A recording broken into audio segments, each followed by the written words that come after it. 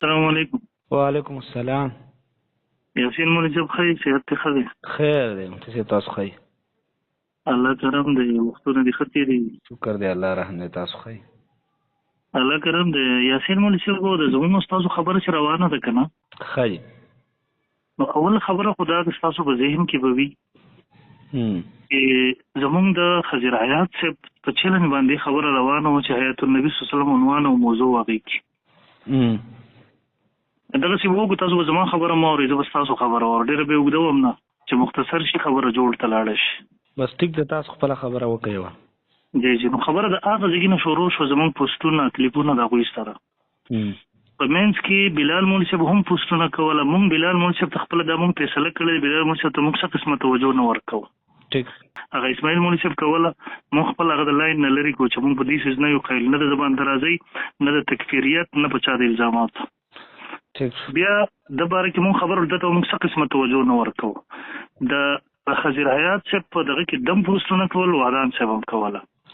وادان صاحب هلته نه پوسټ وکړو چې تاسو که مناظره کول غواړئ راځئ ما سره یې وکړئ په حیات النبي صلی الله علیه وسلم باندې، هغه پوسټ دی، یا یې د بلال مولوي صاحب سره وکړئ. هلته ما جواب ورکړو چې وادان مولوي صاحب تا سره په دا موضوع زما مناظرې یو ځل شوي ده، دوباره در سره په دې بحث کول د وخت زیات. بلال مولوي صاحب چې دی نو هغه صرف دا شی زده کړی، پلانکي کافر دی، پلانکي د ختم نبوت نه منکر دی، پلانکي دا دی، پلانکي مطلب خالص الزامات تهمتونه دي. هغه سره مونږ بالکل په بل موضوع باندې خبره نه کول غواړو. تاسو له طرف نه دا خبره راغله چې مونږ یې ماسپښین نه کوو، په 2 بجې سهار 8 بجې کوو. نو هغه ته ما وویل وادان صاحب اوس که دغه کړی ما یار 8 بجې خو مونږ پېښور نه نشو در رسېدی، بیا د 8 بجې په ځای باندې 10 بجې کا. بېشکه مونږ به راشو، مونږ یو څیز کې عزت نه کوو. مونږ غواړو چې مخامخ شو، دا خبره وکړو، یقیني یې کړو. ټیک شو. جی خو زما خبره واره مفتي صاحب. نمبر 1 خبره دا چې تاسو ویل علامه خضر حیات صاحب کلیپ کړی و، د هغې د خبر د هغه کلیپ نه بعد شروع شو، موږ جواب وکړو پوسټ په شکل باندې، بیا مفتي بلال صاحب او وحدان صاحب منځ ته رال.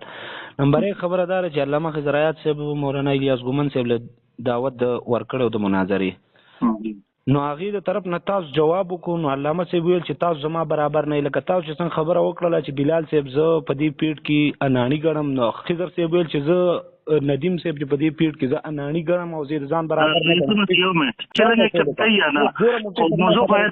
نه، تاسو غلطي کوئ که نه، بیا زه خبرې وکړم بس بیا کوه که نه هر.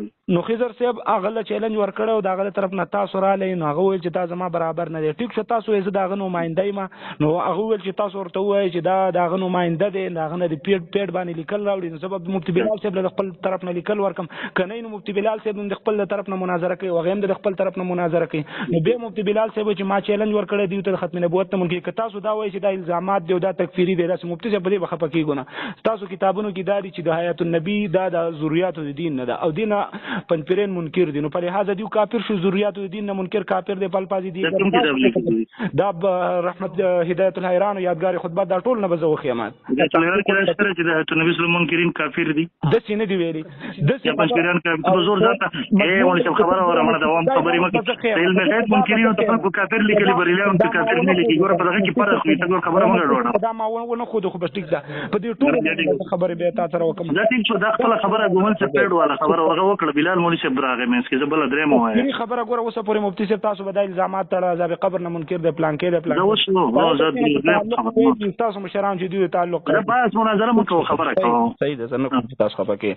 بله خبره دا چې وحدان صاحب وایي چې تاسو وایئ چې وحدان صاحب د دې طرف نماینده و، نو هغه تاسو چې ټیم نماینده مقرر کړی دی. ګوره هغه ویلي دي په هغه لیکل کړي پوسټ کې چې زه او مفتي بلال صاحب مناظرې ته تیار یم. ټیک شو، تیار شو، نو دا یې نه دي ویلي چې زه د هغه طرف نه نماینده یم، دا یې ویلي چې د هغه سره به مناظره کېږي، زما سره به هم کېږي، هغه پوه شه هغه مناظره کوي، هغه به خپل شرایط وایي، زه به خپل وایم. او که په منځ کې تاسو وایئ چې هغه سره من خبر راله او هغه مفتي بلال صاحب ته رنګ وکړو، زه اصولي خبره کوم، انصاف والا خبره کوم. مفتي بلال صاحب ته هغه رنګ وکړو چې هغه وایي ما سره بله ورځ نشته، که په دې ورځ تیارېږي ټیک ده. نو مفتي بلال صاحب ویل چې زه اوس مجبورن یم چې دیو مناظرې ته تیارېږي، نو زما دغه ورځ خوښه ده، ځکه چې د هغوی سره بله ورځ نشته او نه کوي مناظره، زه دا غواړم چې زه دیو سره کښېنم. دا داسې مه وایي مفتي صاحب چې دا د مفتي بلال صاحب په خوله باندې دا ورځ ټاکلی شوې، دا خبره زه بالکل نه منم تاسو سره.